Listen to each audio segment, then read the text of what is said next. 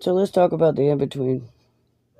The in-between psychology, the science of psychology, and spirituality. And the reason I chose this topic is because, well, heaven and hell exist within the mind. And your mind is a battlefield for both of them.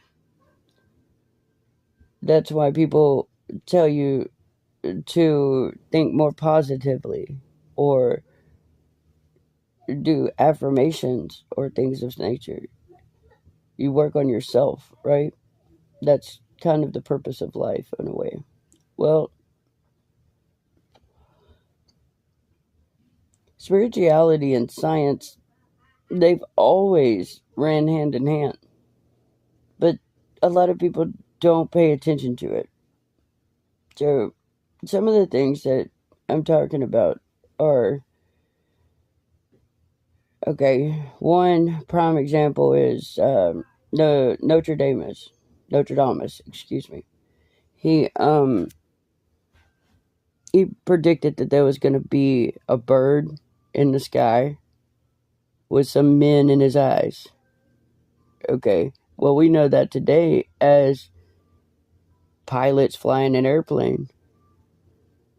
So if I said to you right now, just go to Google and Google something, you would completely understand it. Okay, well, let me go find out. However, if we told Nostradamus back in his day to go to Google, he's going to think it's a mystical thing, because there's this thing called a search engine. What the hell is that? And this thing called a search engine will give you any information that you put in it. You tell it what you want and it'll give it to you.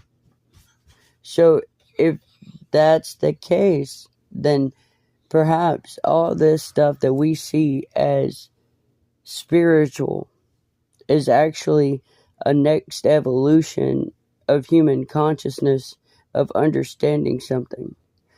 Just as Nostradamus thought the men in the plane, or the men in the bird, like, he found that weird. He's like, what?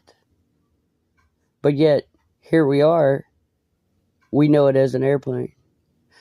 So perhaps all this talk about narcissists and about the different psychological tactics used to manipulate, gaslight, love bomb, or even abuse physically, mentally, emotionally,